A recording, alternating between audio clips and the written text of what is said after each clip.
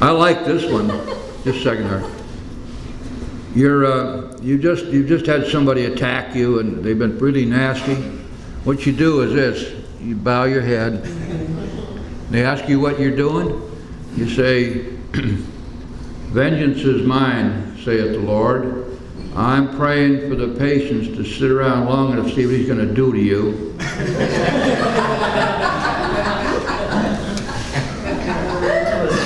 And so we're going to write it down, talk to somebody about it, and ask God to take away the anger. And if in the process of Nancy making me angry, I've done something to hurt her, I'm going to have to make amends. So what do we got there? We've got 4, 5, 7, and 9. All rolled into one step.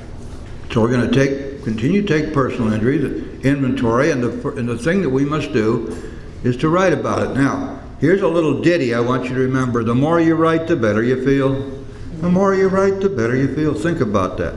If we get this stuff out of our heads and get it down on paper, it loses its power over us. You think I'm kidding you? I'm not. This is real important to keep in mind. Get in the habit of writing this stuff down.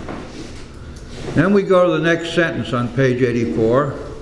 We vigorously commenced this way of living as we cleaned up the past. Vigorously commenced. This is not something we take lightly. This is practicing these principles in all of our affairs. This is life and death stuff. We vigorously commenced this way of living when?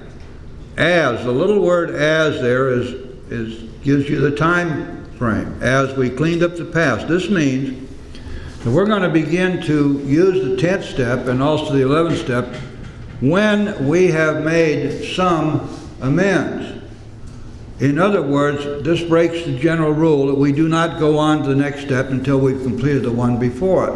But think about it for a second. We talked about the 9th step last week. There are some amends that we will be working on perhaps for the rest of our lives. There are some amends that we cannot make now, but we need to stay willing to make. And so obviously we are not necessarily going to complete the 9th step right away. Most of us will not. Therefore, what we do is we're going to begin to use the 10th step after we've done our initial amends. Make 4, 5, 6, 7 amends, or 2 or 3, whatever it is that is for your particular situation, and then start working the 10th step and the 11th step. So the word as means that. We cannot afford to wait to finish our amends before starting on our 10th step and our 11th step. This next sentence is of tremendous importance. Remember back in the 4th step, we found out that because of our defects, we were blocked from the sunlight of the Spirit. Now then, we found out what those things were that were blocking us, those defects, those insanities, that guilt. And by working the 4th, 5th, 6th, 7th, and 8th and 9th steps, we have been freed from those things which are blocking us from God. And therefore, the next sentence tells us what's happened. We have entered the world of the Spirit. We're in a whole different place now. We're no longer blocked off. There's no longer this wall between us and God. We have cleaned up our past. We have done those things necessary to fit ourselves to be of maximum service to God, people about us. And so, automatically, and as a result of working these steps with a good heart, we have now entered the world of the Spirit. Next sentence. Our next function is to grow in understanding and effectiveness. Now those 2 words of understanding and effectiveness, we don't want to just pass over those. We need to know what they mean here. Let's look at the steps. The God of our understanding. God as we understand Him. Understanding in this sense means that we have come beyond belief. We've come beyond just interest. It means that we now have accumulated enough experience of God working in our lives that we can understand God in this sense. If you came to me and asked me, now Jim, tell me, what is your understanding of God? My answer to you would be to tell you how I have experienced God working in my life. I have no direct knowledge in terms of having seen God as far as I know, although He might very easily be walking around and never know it. The point is that I don't know that. But I understand God as I have experienced Him, and I've experienced Him because I've worked the steps. And so we're going to grow in our understanding of God and our effectiveness. Now, the effectiveness refers to the fact that it is our job to fit ourselves to be of maximum service to God and the people about us. Our effectiveness in living our lives, our effectiveness in living a life in accordance with spiritual principles. So our next function is to grow in understanding and effectiveness. This is not an overnight matter. It should continue for our lifetime. Sorry about that, guys. If you thought there was a graduation ceremony coming up soon, there isn't going to be any. Doesn't work that way. We don't get any vacations in here. There are no days off, no weekends off. It's a 7-day-a-week proposition that we are to live our lives in accordance with certain spiritual principles. And those spiritual principles are enunciated and set forth for us in the 12 steps. And so this is not going to happen overnight. We're going to grow in understanding and effectiveness for the rest of our lives. I can tell you that I know that for a fact, because I've been doing this for over 36 years, and the growth continues. There's no end to it so long as you continue to try to grow spiritually and do the things that the big book directs you to do. Your growth will be constant, steady, and it's amazing how much growth there is for us to have. I mean, you think, well, boy, there's got to be someplace along the line where you reach the ultimate, you know. That's not true. There is no ultimate, because we're growing toward an ideal which we will never reach. But we certainly continue to grow toward it. In other words, the more we study, the more we learn, the more we practice these principles, the more we are helpful to others, the more we carry the message, the more we grow. And it just keeps on keeping on. We get more and more grace as we go. The road gets narrower, but the grace keeps coming. So you're not going to reach an end to it, and there is no graduation. And if you had it in mind that somehow or another, once you had taken your finals in the steps, then you could just relax and please disabuse yourself of that idea, because it ain't going to happen that way. Not if you want to stay sober. All right, now then, this brings us to the actual 10th step itself, which is contained in just a few sentences here. Let's see what it says. Continue to watch. That means continue to inventory for selfishness, dishonesty, resentment, and fear. What are these? These are the 4 cardinal defects. They're not called that in the big book. That's my term, just to illustrate or to designate these as the defects which are specifically delineated in the 4th step. They appear here again in the 10th step. And if you turn the page over to page 86 to the 11th step, you will see that they appear again there about 6 lines down from the top.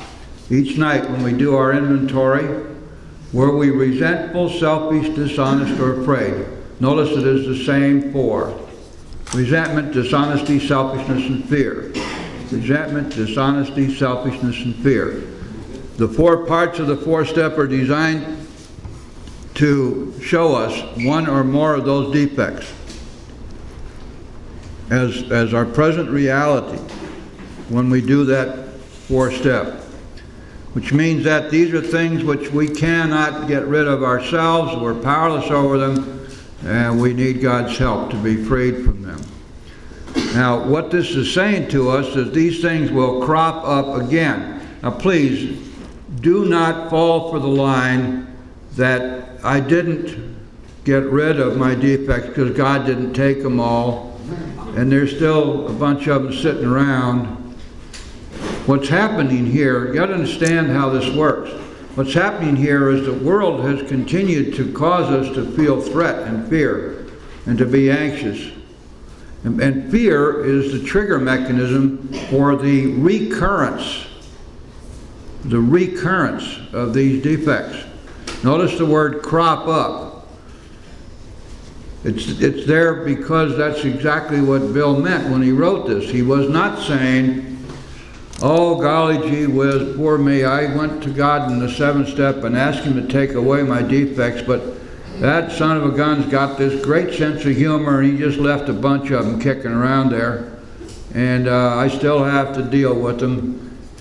Poor me. And besides which, I want you to know that that makes me human and therefore fallible, and therefore I have an excuse for all my crapped out behavior.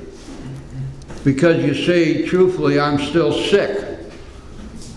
And when somebody gets up here at the podium and says, I've been sober for 15 years and I'm still sick, guess what I do? I walk out. Hell, I know how to be sick. I want to hear, how do you recover? The big book tells us that we recover from a seemingly hopeless state of mind and body, that we get well, that we have a remission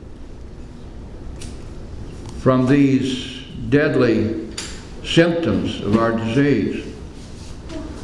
And so, we're going to continue to watch, which means continue to inventory each day our selfishness, dishonesty, resentment, and fear. When these crop up, we ask God at once to remove them. Well, now, we've just had the 4th step. We ask God at once to remove them. That's the 7th step. We discuss them with someone immediately. That's the 5th step. And we make amends quickly if we've harmed anyone. That's the 9th step. See how they all came together here in this one step? These are the tools that we've been taught. We know how to use them now. We know how to use them. We know that if we use them, they work. We've already experienced them. Then we resolutely turn our thoughts to someone we can help. The 12th step. Now, this is not the first time we've heard that. Remember back there in the 4th step when we were being taught about how to deal with our overpowering sex urges, the ones that we couldn't seem to be able to handle. It told us that what we do is we turn to someone that we can help, because that this will quiet the imperious urge, when to yield would mean heartache. Over and over again, we're told the same thing. And in chapter 7, which is coming up in a couple of weeks, we'll be looking at that. It tells us that nothing will so much insure against drinking as intensive work with other alcoholics. It works when other activities fail. So this remedy is not new for us, but here it is, staring us right in the face. Let's say we've got a big resentment that's cropped up. We've written about it. We've asked God to remove it. We've told somebody about it if we can. And in the process of having that resentment, we did something that hurt somebody else, and we make amends quickly. But we're still feeling kind of crappy, so we turn our thoughts to someone we can help. And it takes away the rest of this thing. And believe me when I tell you, these spiritual remedies always work. The problem is that we have to be willing to use them. That's the rub. This stuff doesn't happen for us unless we do the work. And so now you can see the whole picture of the 10th step. It is the 4th, 5th, 6th, 7th, 8th, and 9th steps, and the 12th step all in one step, to be used every day as we go through the day. This way, nothing ever piles up on us.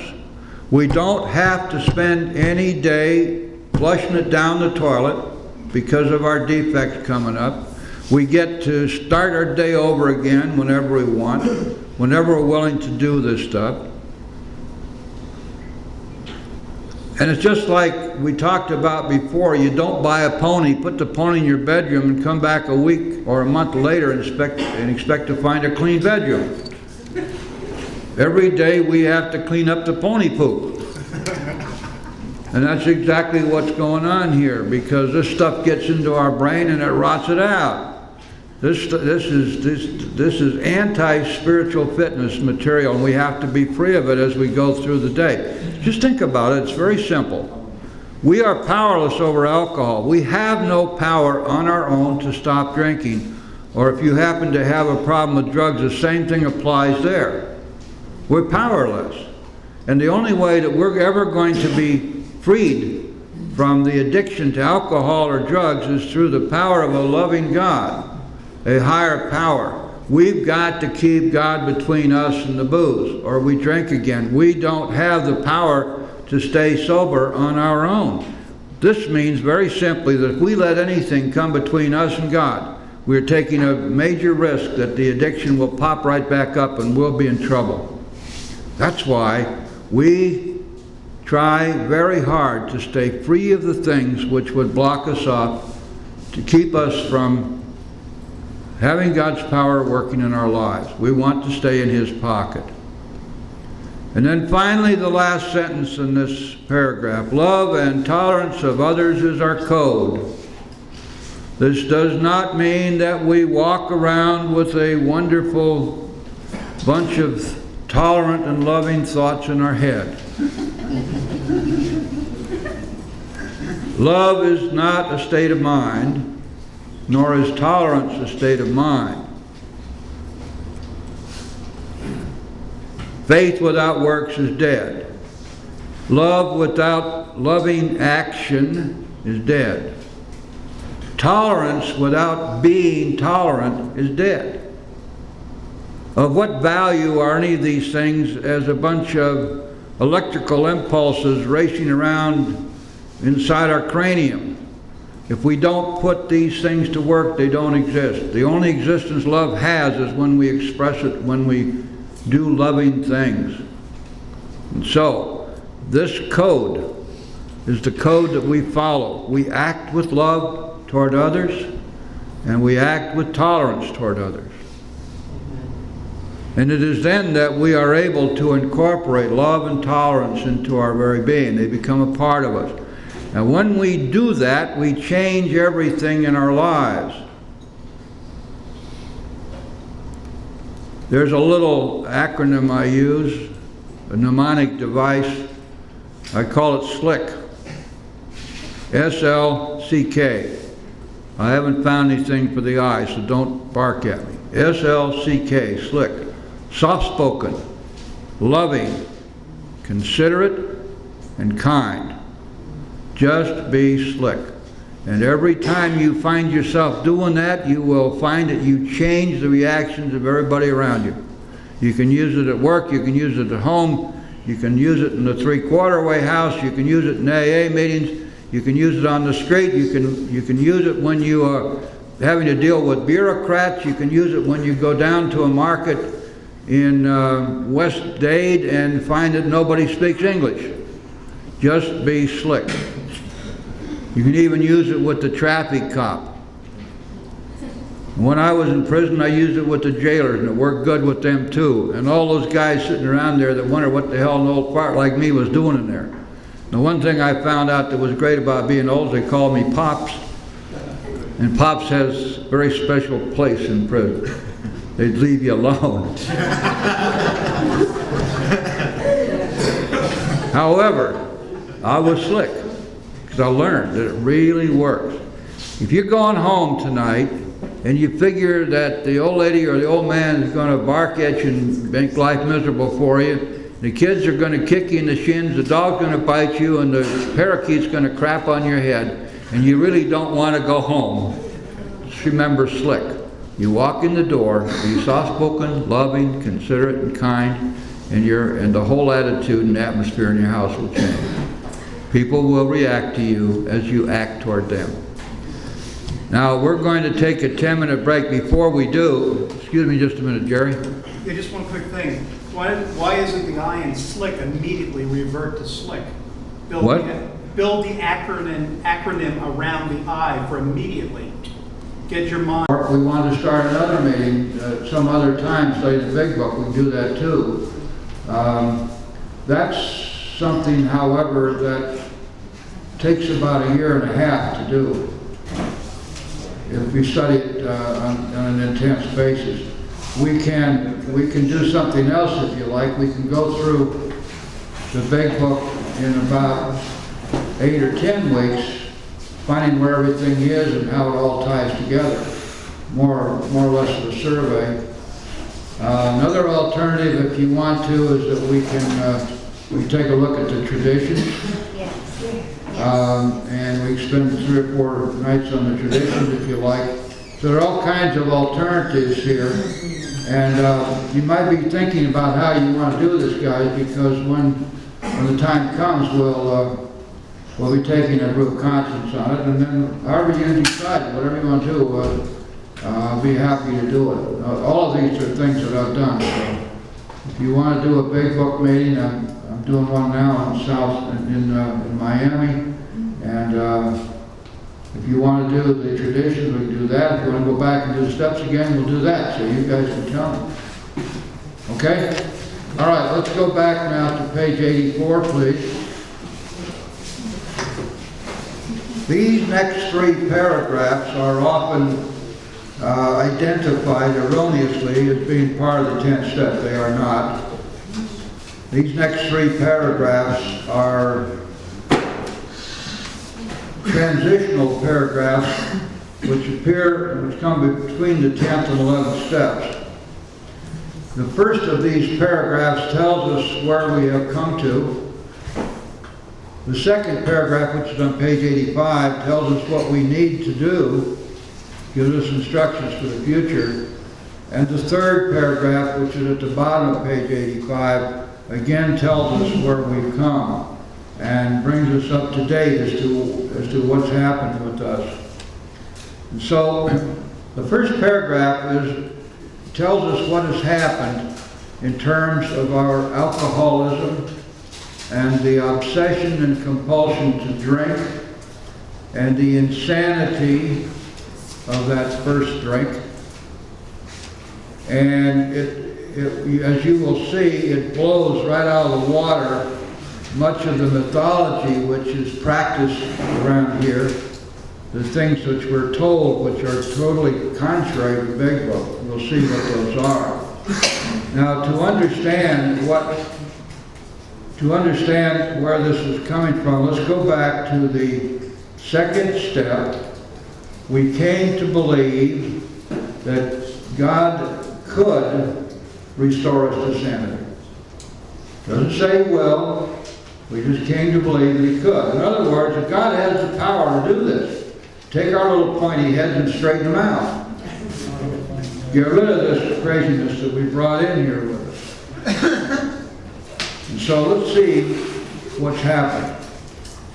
4 lines up on the bottom of page 84. And we have ceased fighting anything or anyone, even alcohol. For by this time, sanity will have returned.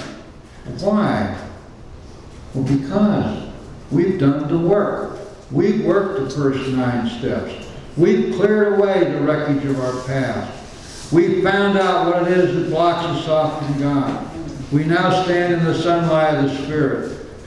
And God has restored us to sanity. We will seldom be interested in liquor. If tempted, we recoil from it as from a hot flame. We react sanely and normally. And we will find that this has happened automatically. How important is that word? This has happened because we worked the steps. We're going to have this restoration of sanity whether we want it or not. we've done the work. We will see that our new attitude toward liquor has been given us without any thought or effort on our part. That does not mean without thought or effort involved in working the steps. It means that we're not fighting with booze. It means that we have not been in the fight of our lives trying to stop from drinking. Much is what we're told around the rooms, but this is never the position of the Big Book. It just comes. That's the miracle of it. We're not fighting it, neither are we avoiding temptation. Oh, well, wait a minute, what about this business? If you go into a barber shop, you expect to get a haircut. So if you go into a bar, you expect to drink. Bunch of crap. Avoiding temptation is the opposite of finding a power greater than ourselves, which will solve our problem. Later in chapter 7, it tells us that we've tried all this stuff about avoiding temptation. It didn't work. The human solutions don't work. Nowhere does the Big Book say that you are not to drink. Nowhere does the Big Book say don't drink. Why would the Big Book, which deals with the spiritual solution to the drink problem, tell you to do something you can't do? Look, if you cannot drink, you don't need to be here. What's the essence of being powerless over alcohol? It means that I can't not drink. It means that I'm going to drink in spite of all of my efforts to contrary. Why would I say to somebody who is new, just don't drink and go to meetings? And if your butt falls off, put it in a little red wagon and drag it to a meeting.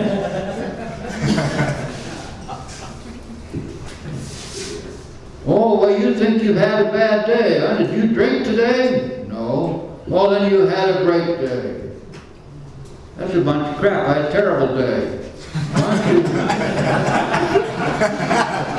Why don't you show me some way not to have terrible days, instead of trying to convince me that if I didn't drink today, it was a great day? Nowhere in the Big Book does it say don't drink. There's only one place that even comes close, and that's in the doctor's opinion, in which he says that you can never safely take alcohol in any form again the rest of your life. But that's not the solution.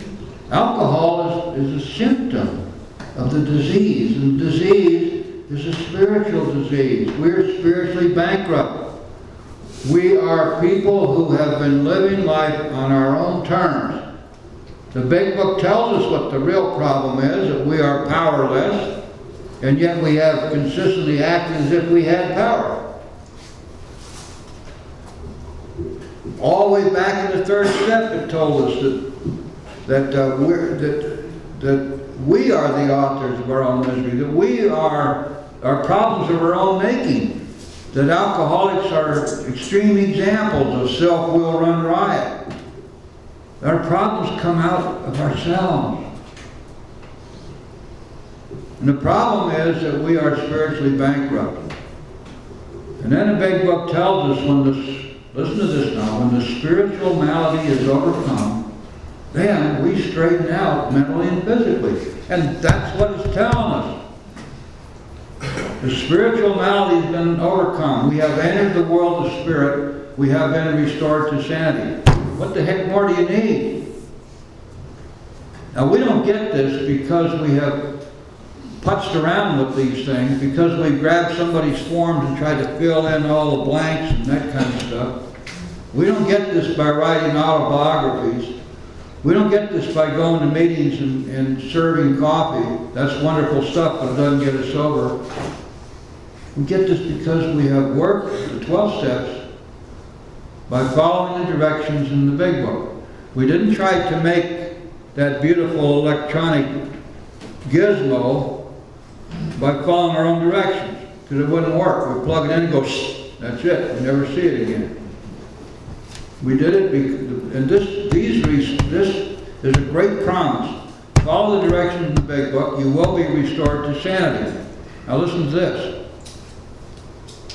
We feel as though we have been placed in a position of neutrality, safe and protected. We have not even sworn off. Direct opposite of everything that you keep hearing around these rooms. Swear off. You can never drink again. Suck it up, buddy, and just don't drink. No matter what happens, you don't drink. Now that may work for some for a while. We do not stay sober on the fear of getting drunk. If we could stay sober on the fear of getting drunk, we wouldn't need AA. We do not get sober because we have obtained a great deal of knowledge about ourselves. If that was all it took, the treatment centers would be turning out 100% graduates. There'd be no recidivism, nobody'd be slipping. Self-knowledge doesn't keep us sober, fear doesn't keep us sober. We don't stay sober on self-will.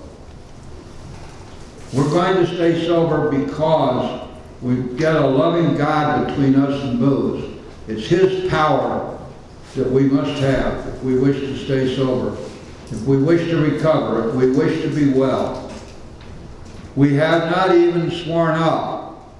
Instead, the problem has been removed. Well, now, we read all about that back on page 45. Here's what it said. It said, lack of power, that was our dilemma. We had to find a power by which we could live, and it had to be a power greater than ourselves, obviously. But where and how are we to find that power? Well, that's what this book is all about. Its main purpose is to enable you to find a power greater than yourself which will solve your problem. And then it goes on to say, and this means that we're going to talk about God. No pussyfooting around the big book. It doesn't try to skirt around this stuff. It doesn't say, oh my golly, gee whiz, we don't dare mention God to the newcomer. They may go screaming out the door. But if you're going to tell people how you recovered, and you are recovering using the steps, your recovery is based upon the spiritual way of life, and it's based upon a power greater than yourself. Why would you lie to anybody about that? Obviously you don't. Tell them the truth. Big book does. It doesn't mess around with this idea. It's not afraid that somebody is going to take offense. It says, look, if you don't like this idea, read chapter 4. See if you can find the new land of faith by crossing over to it on the bridge of reason. It doesn't work. And when you've gone just so far and you can't go any further, then the willing hands are stretched out for you. You're going to have to take a leap of faith. You're going to have to dive off the end of that bridge, and we'll catch you. No, we don't mess around with this stuff. And so, what's it say? We've not even sworn off. Instead, the problem's been removed. It does not exist for us. It is gone. Oh, isn't that wonderful news? Isn't that what we all want? Why would we screw around with this other stuff that doesn't work? 5 million people who have recovered from a seemingly hopeless state of mind and body over the last 65 years cannot be wrong. If this were 1937, I could say, you could legitimately say, show me. You guys got all these bright ideas, but, you know, where are all these people who have recovered? I see 6 or 8 of you sitting around the living room here. Is this it? This all you got? No more, guys. The proof's in the pudding. Works. There are something like 50 other groups out there of various stripes and calibers and sizes and intentions who use the 12 steps, including, I suppose, Nose Pickers Anonymous and Belly Lint Pickers Anonymous. Whatever it is that bothers human beings. You know what? If you were living in California today and you didn't belong to a 12-step group, they wouldn't invite you to a party. You wouldn't have anything to talk about. So 12 steps have done it. And so what this is telling you, look, here's the promise. You do this work and the problem of alcohol will be removed. It'll be gone. It will not exist for you. Now here's the rule. That is, we're neither cocky nor are we afraid. That is our experience. This is how we react so long as we keep in fit spiritual condition. But there's the rub. Got to stay spiritually fit. This stuff isn't going to hang around very long if we don't. We can regress just like that. This is a daily program of actions that we take. None of these things have anything to do with sitting around wishing for them to happen or daydreaming about them. We don't get recovery surfing the net or the cable. We don't get recovery except by doing the work. And this doesn't mean that we have to devote our entire lives to it. It means that we have to devote a certain part of our lives to it every day. Let's see what it says here. Go to the next paragraph. It's easy to let up on the spiritual program of action and rest on our laurels. You all know what the laurels mean, of course. Laurel wreath was awarded to the winner or the victor in ancient Greece. You have the picture now. I won the race. I have the laurel wreath. I say, wow, that's good. I'm the winner. I don't ever have to do that again. I can quit running now. I'll put the laurel wreath down, sit on it. Resting on my laurels. That's what that means. We have come all this way. We are now spiritually fit. We've been restored to sanity. We've entered the world of spirit. So now what are we going to do? Are we going to rest on our laurels? No. We are headed for trouble if we do. For alcohol is a subtle foe. We are not cured of alcoholism. What that means is that we have received the great gift of full remission from the symptoms of alcoholism. They're gone. They will never come back so long as we stay spiritually fit. We are not cured of alcoholism. What we really have is a daily reprieve contingent upon the maintenance of our spiritual condition. See how clear that is? We have a daily reprieve. This is a part of one day at a time. Just a small part of it, but an important part. This means very simply that we are going to be doing something each day which will aid us in growing spiritually. Maintaining spiritual fitness is not a matter of standing still. You can't stand still spiritually. Either grow or you go. So we're going to do those things which will help us to grow spiritually, which will maintain our spiritual fitness. If you ever wonder, how do I know if I'm spiritually fit or not, there's a real simple test. How grateful do you feel today? If you don't feel grateful, you better look to see what's wrong with you spiritually. Gratitude is the perfect test of spiritual fitness. Now, I'm not talking about self-induced gratitude by writing lists and all that stuff. I'm talking about the gratitude that comes from within. The knowingness that we have been greatly gifted, that we've had these miracles working in our lives, and the gratitude to God for having given it to us, because that's what's happened. We have a daily reprieve, which means then, let's do this. I remember I asked my sponsor one time, what does one day at a time mean? He said, well, there's one thing it means, that today I went to a meeting. Well, wait a minute. I mean, everybody out there, all our well-meaning friends say, oh, you don't have to go to a meeting every day. Get a life, for God's sake. Get centered in life, you know. Well, why would we not go to a meeting? Where else do we get to carry the message? Where else do we come join together with our friends in recovery and are able to hook into that synergism, which is spiritual essence in an AA meeting. At a meeting. Every day we go to a meeting. Today, I can look back and say, today I meditated. Today I prayed. Today I took inventory. And today I helped another alcoholic.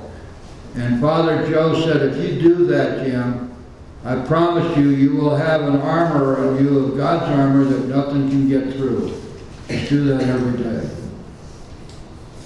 And he was right. It's exactly the way it works.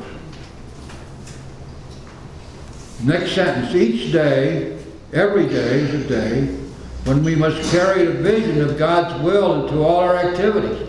Now, how are we going to get that? We look at the 11th step, don't we? In prayer and meditation. We ask God to show us what He wants us to do, and we promise Him no matter what the answer is, we'll accept it. And we ask Him to give us the power to carry out His will, and we meditate. And by the time we get to the 11th step, we have been granted a great gift, which means that we are able to be in contact with God. The barriers, the walls of insanity have been broken down. And we can be inspired. We can receive intuitive thoughts. And we can know what God's will is for us. We can trust our instincts. So we're going to carry a vision of His will for us into all our activities. Also, how can I best serve Thee? Thy will, not mine, be done.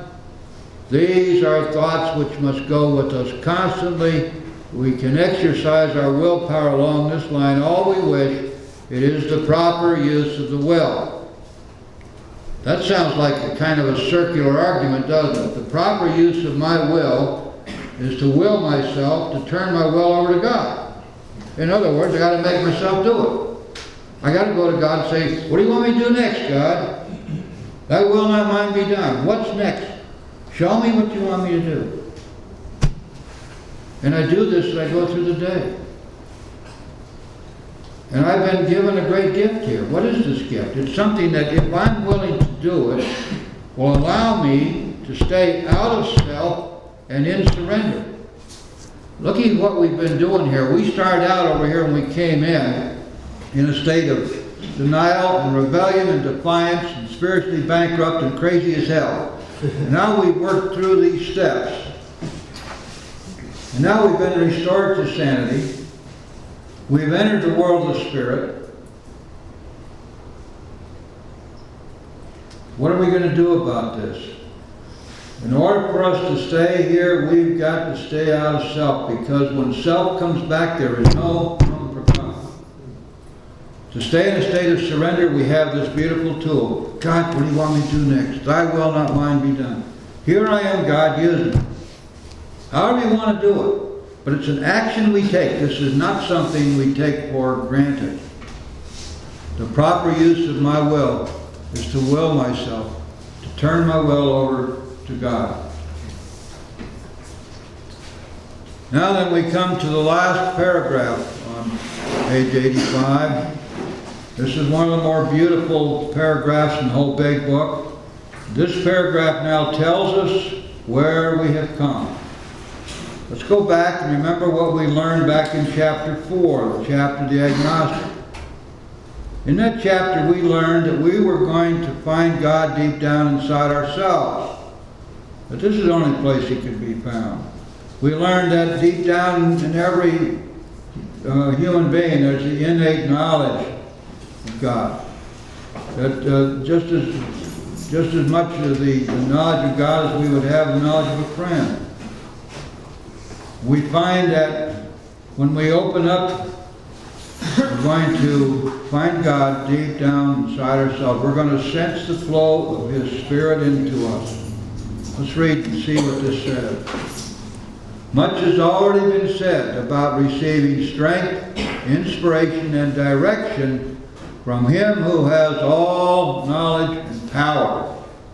Well, wait a second now. You want to know what we mean when we say that we have humility? How can we be anything other than humble when we acknowledge that God has all the power and all the knowledge. Isn't it our acceptance of that as a literal fact? It means that our ego must be smashed, our pride taken away, and that we now understand the true meaning of humility. I'll never forget the man who was in this very room not too long ago. The subject of the meeting was humility. He raised his hand and he said, I have a lot I want to share about humility, but I never speak in a room with less than 200 people. I thought, oh, wait a minute. And it's kind of like saying, I'm so proud that I'm so humble, you know. Was he serious? Yeah, that actually happened. Would I lie? Right, why would you? I didn't make that one up. I don't have a copyright on that either. You can use it if you want. The acknowledgement and the understanding that God has all knowledge and power. This is central and basic to everything we're doing here.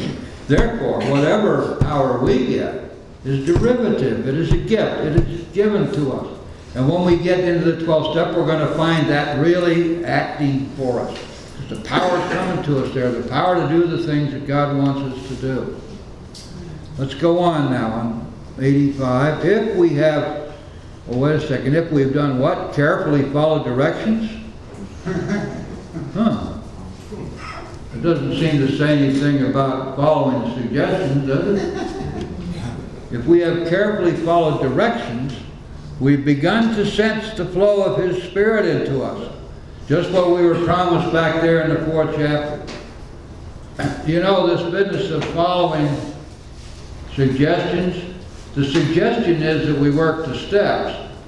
But I suppose that you could liken it to the situation where you are about to take a dive to 120 feet and the dive master says, I suggest that you continue to use the oxygen in your oxygen tank. I don't think you'll be able to breathe too well underwater. However, if you choose not to, that's up to you. Or the jump master in the airplane who suggests you pull a ripcord. You can auger in if you want. So if we have carefully followed directions, and they're all in here in the book, doesn't mean the directions that come down from Hazleton, by the way, or Joe and Charlie, or some little master's degree psychologist over at the local treatment center who wrote her own directions, or somebody who's picked up the 12 and 12 and said, oh wow, this doesn't say anything about how you do this stuff, I can make up all my own rules. And everybody said, oh sure, you can do that, because the guys who wrote that big book were a bunch of old white guys sitting around. This was 65 years ago. Modern things have come along. Remember that more will be revealed to you. So make up your own rules about how to work the steps. Ignore the fact that these steps and the directions contained in this book have already worked for 5 million people. Forget about that. Make up your own rules as you go along. It's a lot more fun that way. The problem is not many people recover doing that. If we've carefully followed directions, we have commenced to sense the flow of His Spirit into us, just what we told was going to happen. That we would find God inside of us. We are spirit, He is spirit, He is of us, we are of Him. This next sentence. To some extent we have become God conscious. God conscious. This doesn't have to do with religion, guys, in spite of what you read back there in Appendix 2. God consciousness is there for each and every one of us as we do work. We become conscious of the God within. We become God conscious of our relationship to God. We become conscious of the fact that God is interested in each of us human beings if we want Him enough. That this God is personal to us, cares about us, loves us. And at some point in time as we go through this, we'll find not only that He loves us, but that we love Him. We'll be like one of my dear friends who says, I believe that I believe. That's the truth of it. It says we have begun to develop this vital sixth sense, which means that we now have that connection with God, which allows us to be inspired. If you look on the next page over, page 87, it tells us it's not probably inspired at all times. Nevertheless, we find that our thinking will, as time passes, be more and more on the plane of inspiration. We come to rely on it. That's because we've hooked up with God. See what's happened here? See the marvelous outcome of all of this, working the steps. We get to the 10th step, what's happened? We enter the world of spirit, we're restored to sanity, we become God conscious, and we develop the vital sixth sense. All these things happening, they're all promises that do come true. And they all happen because we work the steps. That ought to be sufficient impetus for anyone in here to do the work who hasn't already. Because this stuff is one miracle after another. And it really, really works. Okay. Anyway, thank you, Tom. Tonight we're going to be talking about the 11th step. And before we get into a consideration of the step itself, let's remember that the step in the Big Book is sought through prayer and meditation to improve our conscious contact with God as we understood Him, praying only for knowledge of His will for us and the power to carry that out. Now the 11th step starts in the Big Book at the bottom of page 85, continues through 86, 87, and the half page of 88. Before we begin our consideration of that step, however, let's remind ourselves about why we're here, what this step is all about, why we need to do it. Let's go back to the third step, because the clue is right there. Just before the third step prayer, the Big Book tells us this, that being all-powerful, speaking of God now, He gave us what we needed, everything we needed, if we did two things. If we stayed close to Him, and if we performed His work well. Now, if you want to shorten the program of Alcoholics Anonymous down, that'd be a pretty good sentence to do it with. God gives us everything we need, and of course that includes sobriety. If we do two things, stay close to Him and perform His work well. Now keep in mind that at the time we got to the third step, we were not close to God, we were blocked from God. There were many things about us which were causing this severe blockage. We were full of resentment, dishonesty, selfishness, and fear. We had a great deal of insanity, and we were filled with guilt, remorse, and shame. And yet, at that point, the Big Book is saying to us, look, you're going to be able to have everything you need from God, but you're going to have to stay close to Him and perform His work well. And at that point, it seems to be pretty obvious that since we're not there yet, we'd better get there. We're going to have to find a way to get close to God, and the way is presented to us in the form of the steps. And therefore, when we get to the third step, one of the things that we are going to be doing is committing ourselves to the proposition of working the rest of the steps. As a matter of fact, when we finished the third step prayer, remember we turned the page and the Big Book tells us that though this is a vital and crucial step, it could have little permanent effect unless at once followed by a strenuous effort to find and to be rid of the things in ourselves which are blocking us. Well, of course, that's what the 4th, 5th, 6th, 7th, 8th, 9th, and 10th steps are all about, isn't it?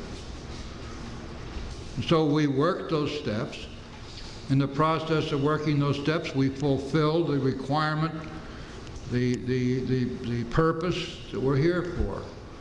And we're told about that when we get to the 9th step. The 9th step, part of it tells us that at the moment we are trying to set our lives in order, but this is not an end in itself.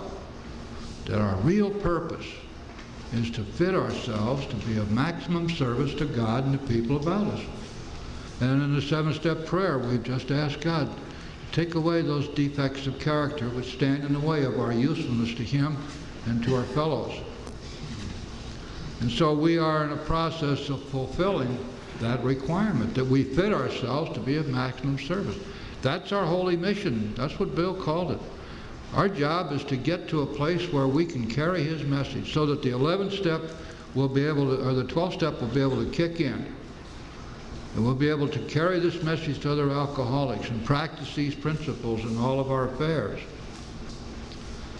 Therefore, what happened was, and this was automatic, by the way, if we had to think our way or philosophize our way through this stuff, we'd never make it. But by working the steps and following the directions in the Big Book, when we arrived at the 10th step, and we talked about this last week, a number of things had happened. First, that we had entered the world of the Spirit. Now remember, back in the 4th step, we were informed that we were blocked from the sunlight of the Spirit by our resentments and perhaps by our other defects of character. Now we've reached the 10th step and we have entered the world of the Spirit. Remember, in the 2nd step, we came to believe that God could restore us to sanity. What has happened? We've worked the first 9 steps. We've reached the 10th step, and what has happened? We have been restored to sanity. And this has happened automatically. It happened because we worked the steps, because we got on that spiritual path and stayed there. When we were in chapter 4 talked about this. It said, look, you're going to find God deep down inside yourself.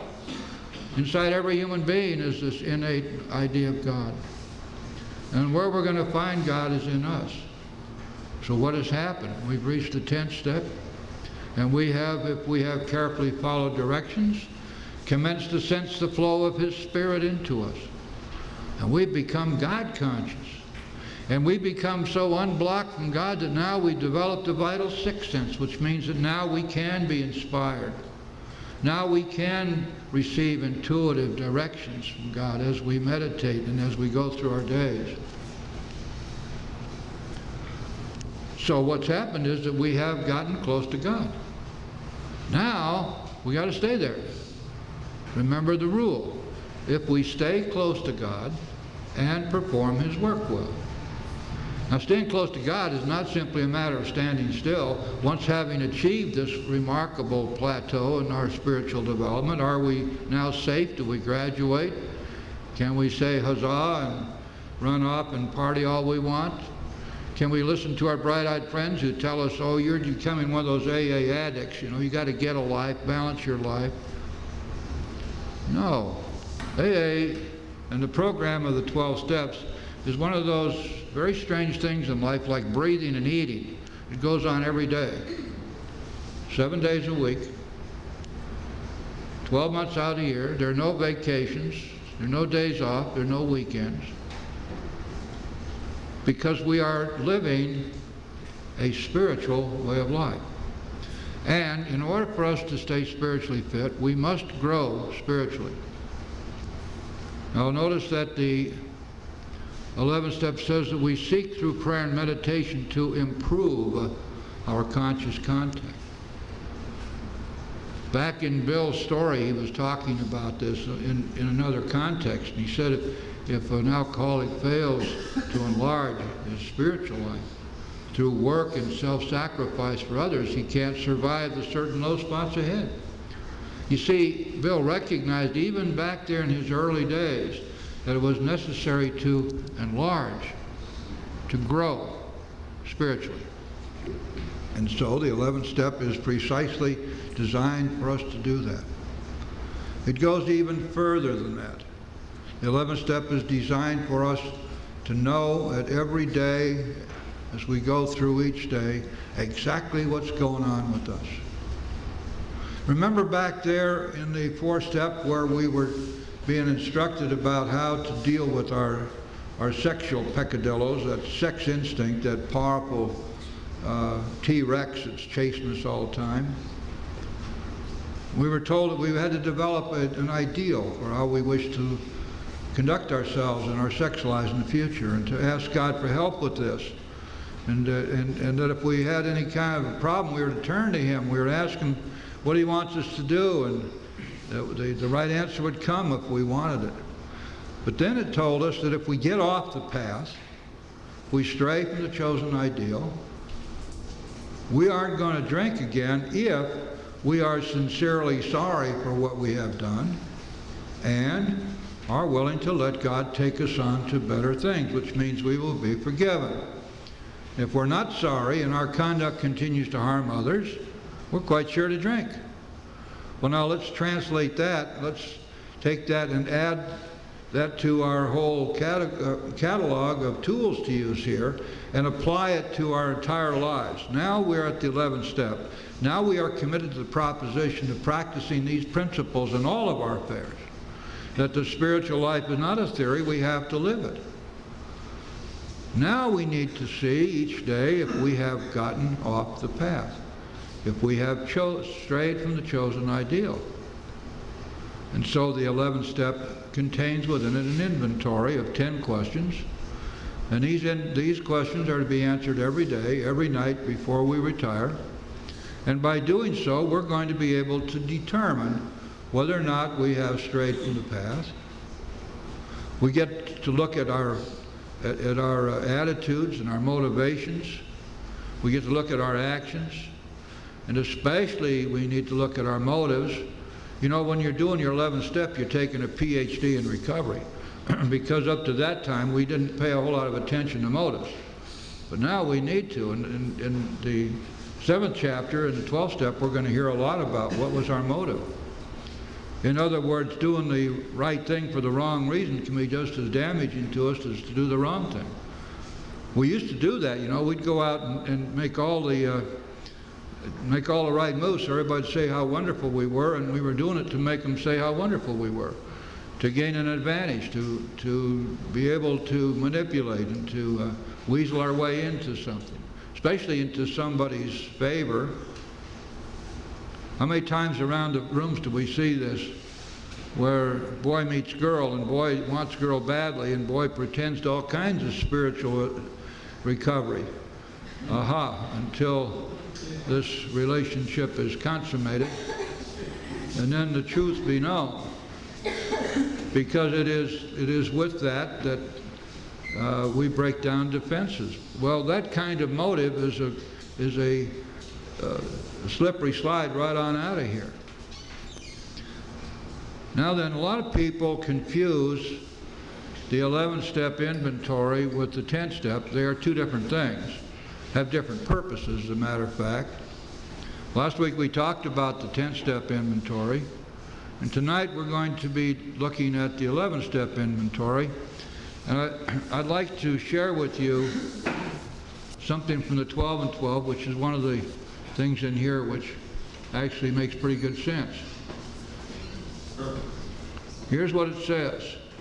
There is a direct linkage among self-examination, meditation, and prayer. This, of course, is speaking about the 11th step now. Wait a second now. The 11th step has self-examination or inventory. It has meditation, and it has prayer. And here Bill is recognizing this triumvirate. This is a three-legged stool. You have a heck of a time sitting on a two-legged stool. Listen to what he says. There is a direct linkage among self-examination, meditation, and prayer. Taken separately, these practices can bring much relief and benefit, but when they are logically related and interwoven, by the way, which is true in the 11th step, the result is an unshakable foundation for life. Now and then we may be granted a glimpse of that ultimate reality, which is God's kingdom. And we will be comforted and assured that our own destiny in that realm will be secure, for so long as we try, however falteringly, to find and do the will of our own Creator. Now, of course, I suppose the bottom line, the sine qua non of the 11th step, is that we're seeking knowledge of God's will. Almost exclusively, our prayers are, what do you want me to do next, God? Show me what to do here. But please, please give me the power to carry it out. Going on, Bill says, as we have seen, self-searching or inventory is the means by which we bring new vision, action, and grace to bear upon the dark and negative side of our natures. It is a step in the development of that kind of humility that makes it possible for us to receive God's help. Yet it is only a step. We will want to go further. Now this humility stuff, we talk about all the time around here, but humility seems to be kind of like a basic tool, a basic condition which is necessary not only for us as individuals but also in our fellowship. The whole idea that God has all the power and we have none ought to make us humble right off the bat. Where do we come off arrogating anything to ourselves? We've already decided that we have no power. The lack of power is our dilemma. We have found out that whatever power we possess now, we possess through God's grace. And it is under His direction and control. And so, there are 3 parts to the 11th step. The first is inventory. And we're going to find that described for us on page 86. The first full paragraph on that page. The second, of course, is prayer. And the third is meditation. Now, as Bill said, taken together, these form an unbreakable bond with God. By using these 3 tools, we are able to stay close to our Creator. By using the tools of the 12th step, we're able to do His work well. Therefore, we fulfill the requirements which we found all the way back in the 3rd step. Stay close to God, perform His work well. Now, Bill had occasion to write about the 11th step in an article which was published in the Grapevine and is republished for us in a book called Language of the Heart. If you don't have this book, I highly recommend it to you. I find it to be one of the most helpful and enlightening books I've ever read. This book contains all of Bill Wilson's articles as written for the Grapevine from 1944 through 1969. Now then, this is an article which he wrote in 1958 entitled Take the 11th Step. On page 240, in 12th step, carrying a message to others, I found little else than great joy. We Alkies are folks of action, and I'm no exception. When action pays off, as it does in AA, it's a small wonder that step 12 is the most popular, and for most of us, the easiest one of all. I, and maybe lots of other AAs, have still been missing something of top importance. Through lack of disciplined attention, and sometimes through lack of the right kind of faith, many of us keep ourselves year after year in that rather easy spiritual kindergarten, but almost inevitably we have become dissatisfied. We have to admit we have hit an uncomfortable and maybe a very painful sticking point. 12-stepping, talking at meetings, recitals of drinking histories, confessions of our defects and what progress we have made with them no longer provide us with the released and the abundant life. Our lack of growth is often revealed by an unexpected calamity or a big emotional upset. Perhaps we hit the financial jackpot and are surprised that this solves almost nothing, that we are still bored and miserable notwithstanding. As we usually don't get drunk on these occasions, our bright-eyed friends tell us how well we are doing. But inside, we know better. We know we aren't doing well enough. We still can't handle life as life is. There must be a serious flaw somewhere in our spiritual practice and development. What then is it? Chances are better than even we shall locate our trouble in our misunderstanding or neglect of AA's step 11. Prayer, meditation, and the guidance of God. The other steps can keep most of us sober and somehow functioning, but step 11 will keep us growing if we try hard and work at it continually. If we expend even 5% of the time on step 11, we habitually and rightly lavish on step 12, the results can be wonderfully far-reaching. That is an almost uniform experience of those who constantly practice step 11. I can tell you from my own personal experience that people who come to me who have been around for a long time and who are in serious trouble almost invariably have let go of their practice of the 11th step. They never take inventory, they seldom pray, and almost never meditate.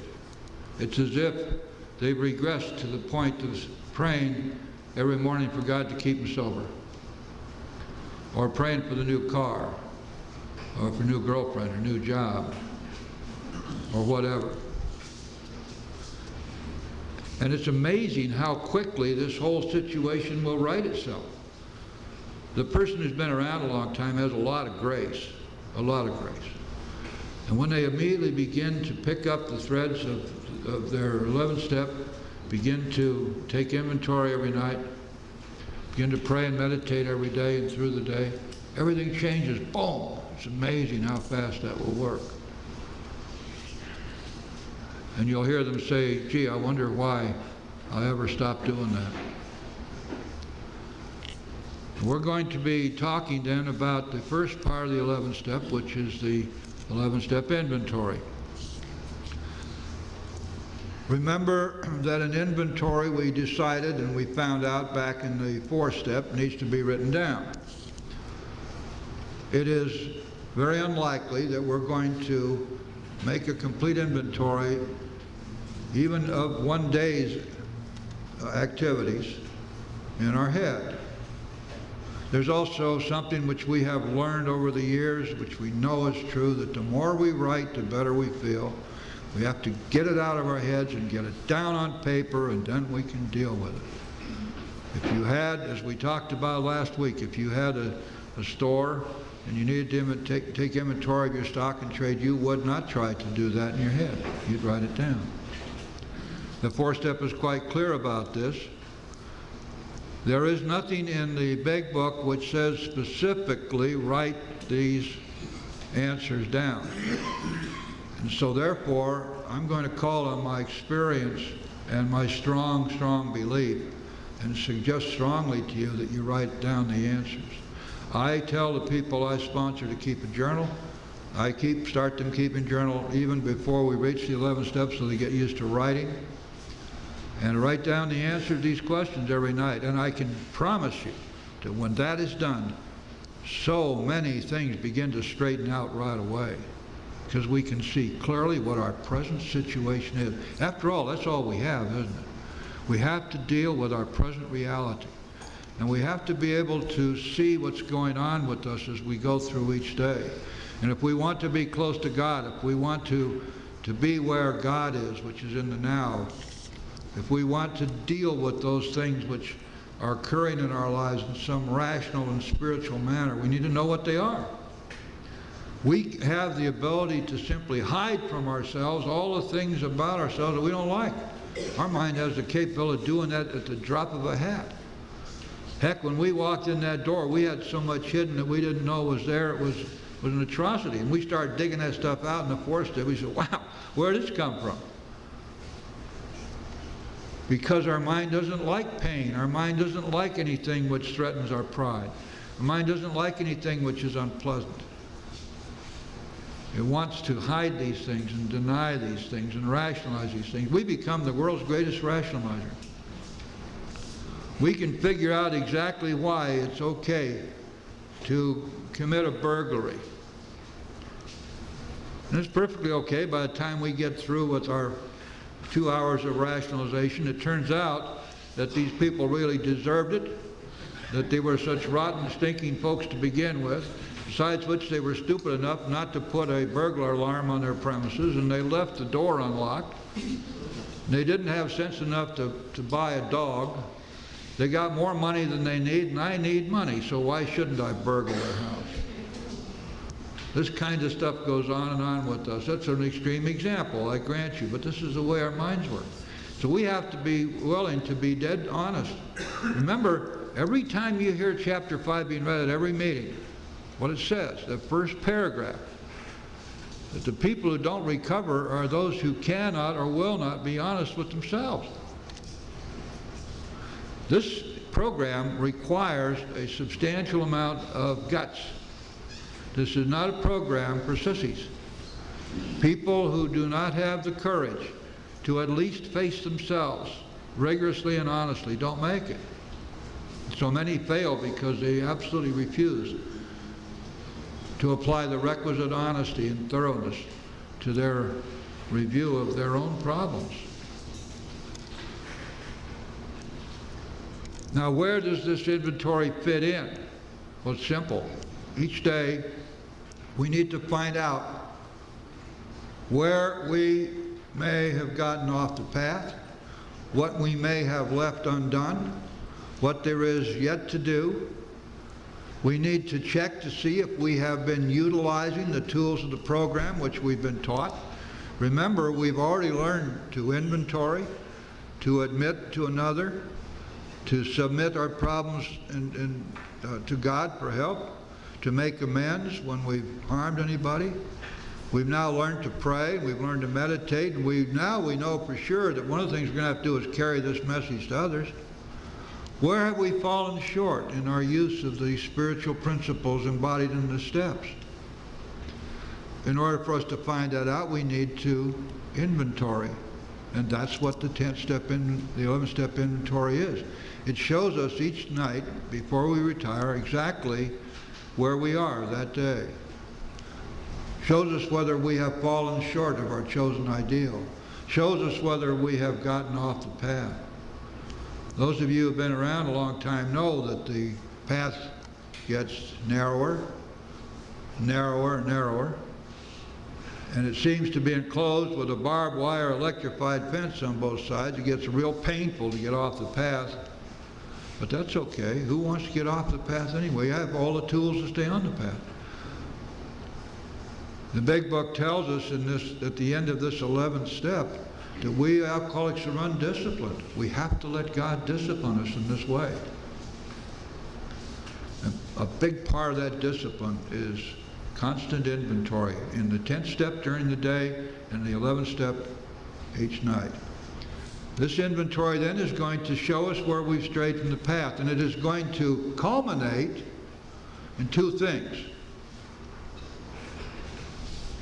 The realization and the admission that we are sincerely sorry for what we've done, and a sincere desire to let God take us to better things.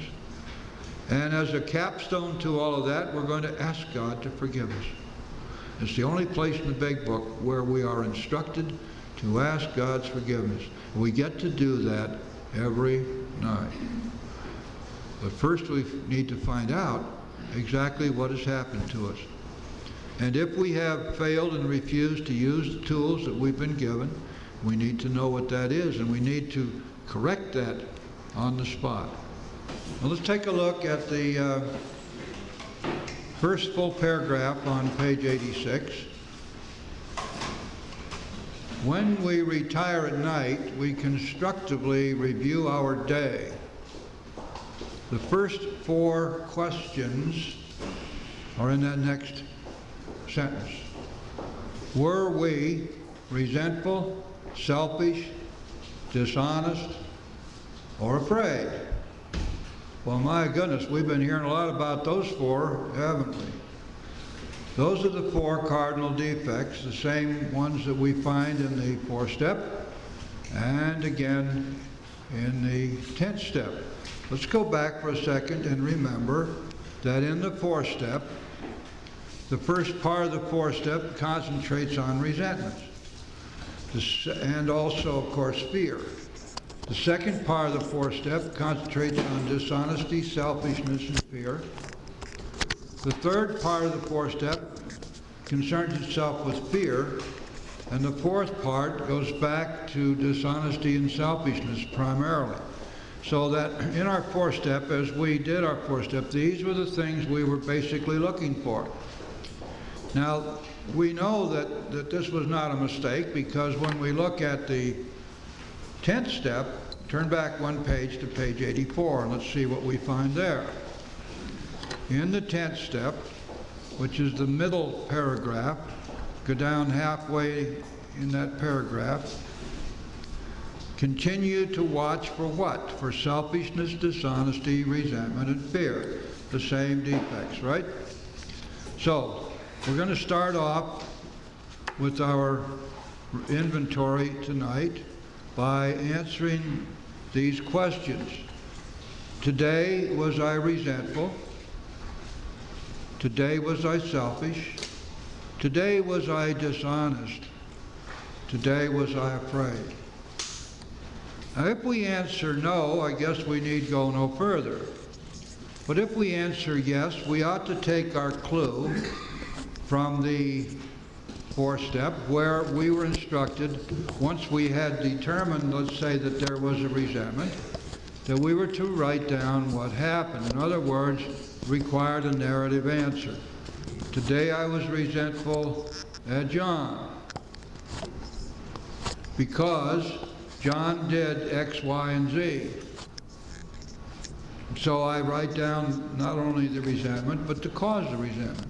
And this made me feel afraid, and it just seriously interfered with my image of myself, my self-image, my feelings, good feelings about myself, and so I resented him. We don't have to go into any long dissertation, but we need to write enough to know what it is we're talking about. Let's say that we get to the next question. Today, was I selfish? The answer being yes. In what way was I selfish? I need to write that down. The same with dishonesty and with fear. Today, was I afraid? Yes. What was I afraid of? Write down what I was afraid of and what was the cause. What was the threat? You see, when I've done this, now I have a complete review of what has happened during the day, which would be a block between me and God. Let's go back to basics again, guys. What are we doing here? We're here in order to get God between us and the booze and to keep him there. We want to get in his pocket and we want to stay in his pocket. We want to surrender and we want to be obedient. We want to seek knowledge of his will for us, and we need the power to carry that out, but we're willing to do that. And anything that blocks us off from God is a serious problem for us, isn't it? We learned that all the way back when we first got started with this stuff. So here, each day, each night, we're looking to see if any of these things have come up that would block us, that would block us off from the sunlight of the Spirit, that would keep us from spiritual growth, which could threaten us, because we found out when we did our 4th and 5th step just how cancerous, how ruinous these defects are, these insanities. We found out that these are our natural instincts gone awry, that they've been warped and perverted by fear. So here each night we're doing what we need to do to find out if any of this stuff came up during the day. Well, of course, that's tantamount, that's the same as our 4th step, isn't it? Now let's see, what's the next question? Have we kept something, do we owe an apology? Did we do something during the day that harmed another person? Did we make amends on the spot? Did we go to them and offer an apology for what we did? The 10th step instructs us to do that, but we may not have done it. And so we need to find out tonight if we left anything hanging. Why? Well, that's very simple. We found out when we were doing the first 9 steps that our guilt over the wrongs that we have committed toward other people is likewise a blockage between us and God. We can no more abide having guilt in our lives than we can abide having these defects. And so we have to ask ourselves, did I do something today that requires that I make an apology? Maybe even I can pick up the phone right now and do it, or maybe I need to make sure I add that into my list tomorrow of things I need to do. Now, of course, that's the 9th step, isn't it? Have I kept something to myself which should be discussed with another person at once? That's the 5th step, isn't it? We learned way back there in the 4th and 5th step that we had to complete the circle, that it wasn't enough for us to simply find out what's wrong with us, we needed also to be willing to admit it. We had to articulate it. In the early days, they called this confession. Today, we call it admittance. But nevertheless, the spiritual principle is the same. That to be truly set free from these things, we need to be willing to own up to them. In the fifth step, it tells us that we are to pocket our pride and go to it. We're to illuminate every twist of character, every dark cranny of the past. And here we're going to be willing to do this on a daily basis. If something has gone wrong, we have gotten off kilter. We've done some things that we oughtn't to have done, or left some things done we should have done. We need to talk about them. We need to get hold of our sponsor and say, hey, sponsor, let me tell you what happened today. We need to be willing to find somebody to whom we can admit the exact nature of our wrongs. And so the fifth step is right there, isn't it? The next question, were we kind and loving toward all? Well, let's see. Right after the 10th step, we were taught this, that love and tolerance of others is our code. That does not mean an attitude of love, an attitude of tolerance. It does not mean that we run around with love in our hearts or tolerance as a bunch of electrochemical impulses in our brain. It means that we act with love. It means that we act tolerantly. Love without the action of love is dead. Faith without works is dead. Tolerance, which is not practiced, is no tolerance at all. All it is some kind of a notion that we carry around our heads. And here we're asked, were we kind and loving toward all? And we're going to need to be honest about this, especially at first, because if we weren't, what did we learn? Love and tolerance of others is our code. Oh, that's not something to be, oh golly, gee whiz, it'd be sort of nice if we kind of did it every once in a little while. It's a code. It's an unbreakable rule. It's something that we must do. There is a little acronym I've developed that I teach to my sponsees. I call it SLICK. To be slick in whatever you do. Soft-spoken, loving, considerate, and kind. You can add the I in there if you can think of something that goes. Soft-spoken, loving, considerate, and kind. Be slick. Suppose you are sitting here tonight and you know that loving, considerate, and kind. Be slick. Suppose you are... Okay, guys, let's get going. I'd like to welcome you to our regular Saturday evening 7:30 meeting here at the 101 Club. This is the Stairway group of Alcoholics Anonymous. We are a new group, and in this meeting we are studying the 12 steps together. This meeting is an hour and a half in length. We take a 10-minute break at the halfway point, and tonight we're going to be studying the 10th step of the 12 steps. My name is Jim, and I am an alcoholic. Everybody, I'm glad to be here, and I'm glad to see all of you here tonight. Please join me in a moment of silent meditation, and we'll say the Serenity Prayer together. Thank you. Serenity Prayer. God, grant me the serenity to accept the things I cannot change, courage to change the things I can, and the wisdom to know the difference. Amen.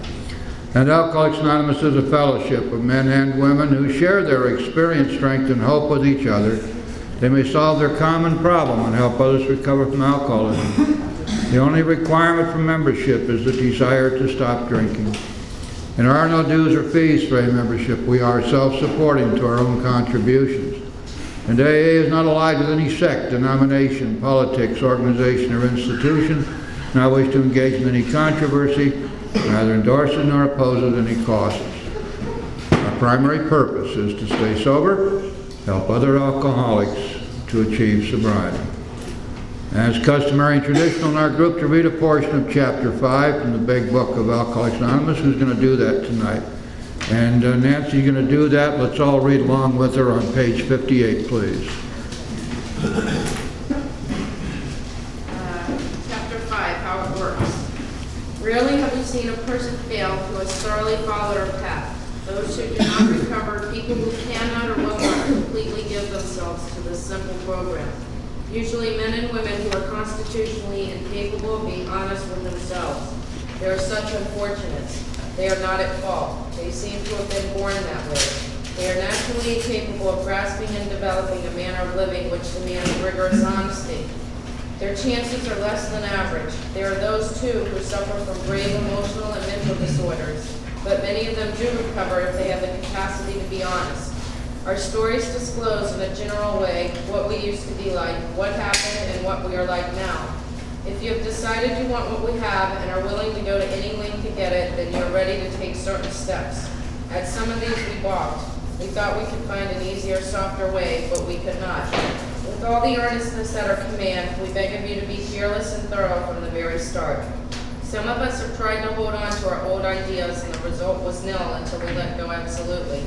Remember that we deal with alcohol, cunning, baffling, powerful. Without help, it is too much for us. But there is one who has all power. That one is God. May you find him now. Half measures availed us nothing. We stood at the turning point. We asked his protection and care with complete abandon. Here are the steps we took, which are suggested as a program of recovery. 1, we admitted we were powerless over alcohol, that our lives had become unmanageable. 2, came to believe that a power greater than ourselves could restore us to sanity. 3, made a decision to turn our will and our lives over to the care of God as we understood him. 4, made a searching and fearless moral inventory of ourselves. 5, admitted to God, to ourselves, and to another human being the exact nature of our wrongs. 6, were entirely ready to have God remove all these defects of character. 7, humbly asked him to remove our shortcomings.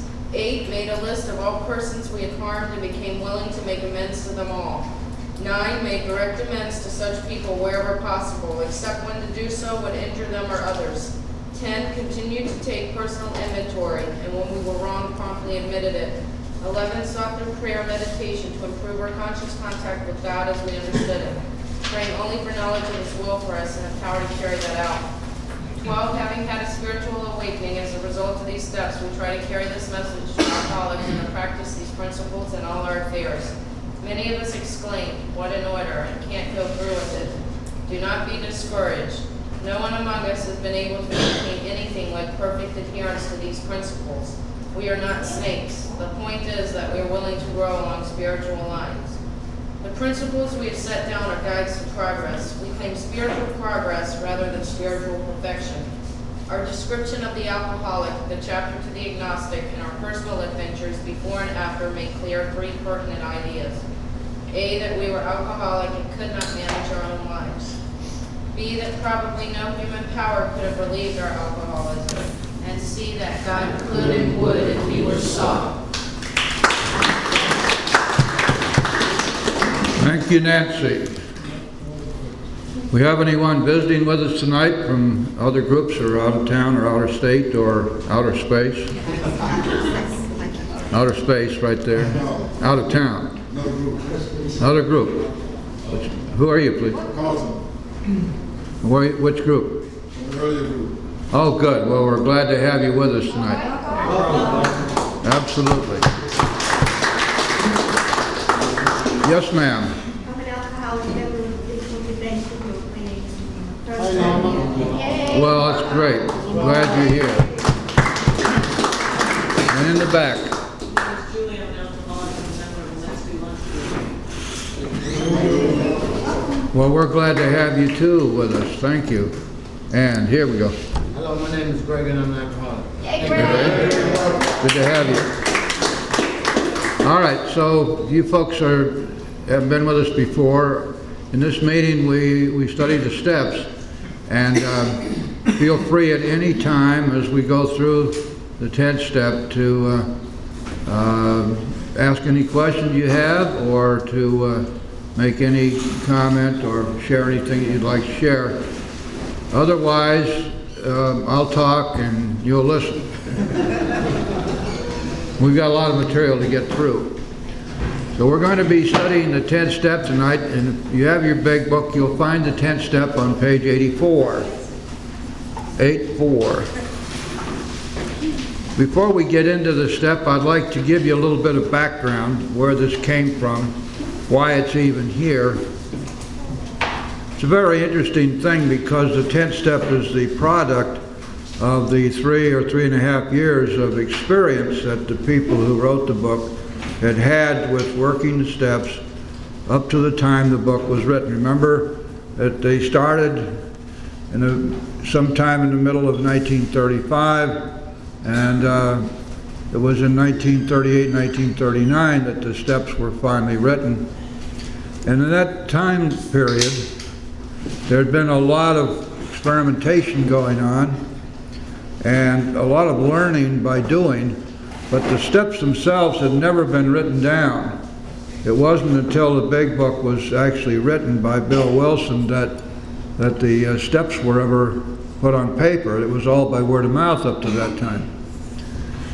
And remember that in the early days of the fellowship, they were utilizing what were known as the 6 steps of the Oxford group or the Oxford movement. Now, those 6 steps were based upon the religious views of the Oxford group. The Oxford group was an import from England. It had started originally in 1832 at Oxford University, and the Oxford group was formed by a group of Oxford dons. They're the professors at Oxford, who were unhappy with the practices of the Church of England, which was the only church of any size in England at that time. And Church of England had been set up by Henry VIII because he got mad at the Pope, who wouldn't let him divorce one of his wives. So he chased all the priests out of England, and he closed down the Catholic Church and set up his own church. And they did away with some of the ritual and some of the rites and so forth of the Catholic Church, including confession and some of the other stuff. And so the dons at Oxford said, well, there was some good things there about the Catholic Church and the Catholic dogma that we'd like to keep. Especially, we don't want to get rid of confession. We feel that this is something which has a history going back thousands of years, that there's a spiritual significance to confessing our faults or our sins to another person, even if it's not a priest. And so they formed the Oxford group, and the Oxford group wasn't big, but it persisted and it had a lot of strength. Now, the Oxford group had a kind of a strange idea about how this all should work. And if you have your big book, you can find on page 292, you'll find the 6 steps of the Oxford group as they were being used by our early members. The Oxford group had figured it out.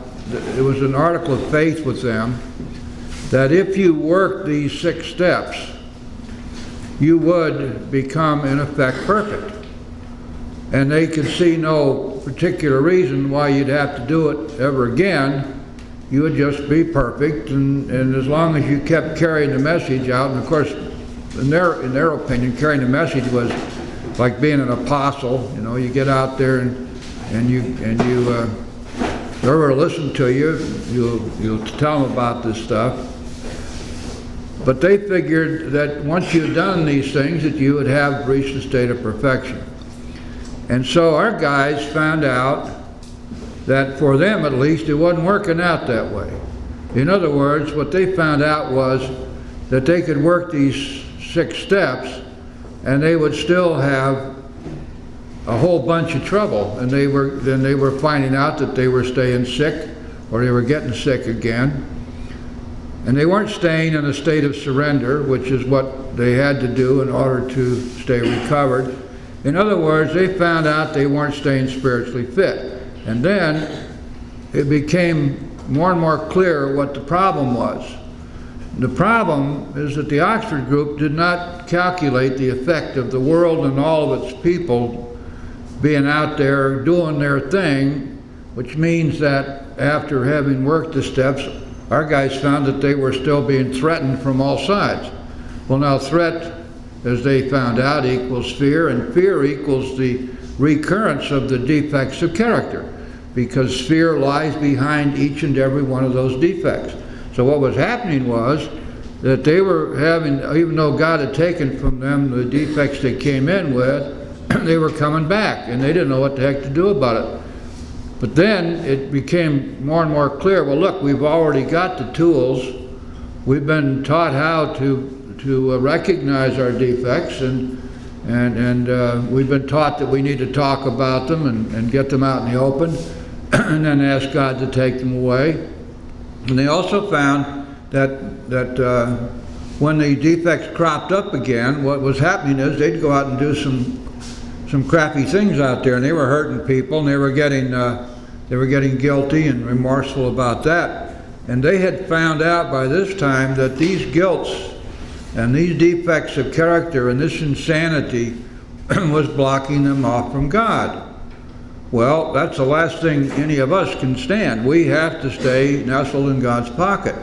And when we're getting blocked off from God, of course, the sickness comes back, and that's what is happening to them. So over a period of time, they figured out they were going to have to take these tools that they'd been taught, namely inventory, which is of course the 4th step, and admission of the 5th step, and then submission to God in the 7th step, and making amends in the 9th step. They're going to take these tools they already knew how to use and use them every day. They were going to have to put these tools to work in their everyday life. And then they also found that one of the things that was most critical was that if they began to get the least bit sick, they had to look around for somebody they could help. In other words, they needed the 4th step, the 5th step, 6th, 7th, 8th, and 9th steps, and the 12th step in their everyday life. Now that makes sense if you look at step 12, doesn't it? Because step 12 talks about having had a spiritual awakening, because we worked the steps. And then trying to carry this message, the message of the steps to other alcoholics, and to practice these principles in all of our affairs. Now the term "these principles" means the steps. So what the 12th step is telling us is that we need to put these steps to work in our everyday life. Now how do we go about doing that? They didn't have a formal step for that until Bill actually wrote it down that night that he was writing out the steps. And remember too that there's a little bit of history there which is indeed miraculous, because when Bill sat down to write the steps, they'd never been written down before. But in one half hour, these 200 words, which literally are changing the world, were written, and they just flowed out of him. And he looked back on it and he couldn't believe it. But there they were. And of course, one of the things he noticed right away was there was God right up front in the 2nd step. And so the 10th step then is the step which came out of and was born of necessity. They found they couldn't survive without utilizing the other steps in all of their affairs. And so the 10th step then is an amalgamation, a combination of the steps which came before it, plus a bridge over to the 12th step. You put these all together in one place, and you've got the 10th step to be used every day. Now, this is a point in the working of the steps which is extremely important to us, because up until this time, we've been getting rid of the things in ourselves which are blocking us from God, and clearing out our side of the street. We've been doing what was necessary to fit ourselves to be of maximum service to God and the people about us. And all of a sudden, here we are. We arrived at the 10th step. And all kinds of things are going on here. A lot of the promises are being fulfilled already. And we look back on it and we can see that we really didn't have anything to do with this except for the one simple fact of having worked the steps. Now you got to remember something about the promises that are read at many meetings. The promises are nothing more nor less than the inevitable result of working the steps. Because those results, which are detailed in the promises, are automatic. They come to us whether we want them or not. And they always come. Remember what we read at every time we read that part of the big book, that they will always materialize if we work for them. In other words, we're looking at something here which is really pretty unique. These things are automatic. And stop and think about it for a second. You realize that if you and I had to think and philosophize our way through this stuff, we'd never make it. Because all we have to do is follow directions. It's just the same as if somebody had given us a very complex electronic machine to put together. And we never saw one before, gave us the tools to do it, and detailed instructions for doing it. And we follow those instructions. We haven't any idea what the hell we're doing, but when we get through, we plug that sucker in and it works. And we say, wow, those instructions, those directions were just right, and the tools work perfectly. That's exactly what happens to us when we work the steps and follow the directions in the big book. And when we follow the directions made up by people outside who are having lots of fun doing it, quite often it doesn't work. And we wonder why. How come we can't just make up the rules as we go along? How come we can't just decide that this gizmo belongs over here in this gadget and we don't have to put that screw in, and if we got a bunch of stuff laying over here on the side that's used, we'll just toss that in the wastebasket. We plug the machine and it goes and it quits. You say, wow, maybe I should have followed directions after all. Because when we do, the inevitable result is that we get the promises. Now let's take a look on page 84. The middle paragraph, one that begins right in the middle, this thought brings us to step 10. But suggests we continue to take personal inventory and continue to set right any new mistakes as we go along. Well, now let's start right there. When we did our 4-step inventory, one of the things we needed to know was what is an inventory. And some of us bothered to look it up, and the dictionary is going to tell us we have to make a written list. And the big book makes it quite clear when we're back there in the 4-step. 4-step is done in writing. We got to get it out of our head and down on paper. It's the same thing. You wouldn't go into your storeroom if you ran a store. Let's say you had a shoe store, and go back in your storeroom, count your stock and trade, taking inventory, wondering what's not selling, what you're out of, what you got more than need of, what sizes do you have, what styles, what colors. You would not do that in your head. You'd write it down. You might even have one of these electronic gadgets where you go around pushing a bunch of buttons and stuff like they do in grocery stores. But you certainly wouldn't try to take inventory in your head. Well, neither do we. When we're inventorying ourselves, the most vital thing we can do every day is to find out what's going on with us today. Remember that we are being taught, and we have been taught, and that we must live with our present reality. That's all we have. And if we're going to deal with our present reality, we have to know what the heck it is. And to know what it is, we've got to take inventory. And that's why the 10th step is that we're going to take personal inventory.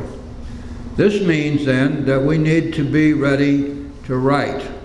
And I'm not talking about carrying around a large notebook and spending half our day writing what's going on. But we need to be able, when something pops up, to write about it. If, for example, during the day, Nancy over there makes me mad. she does something stupid. I think it's stupid, she doesn't, but nevertheless, she makes me mad.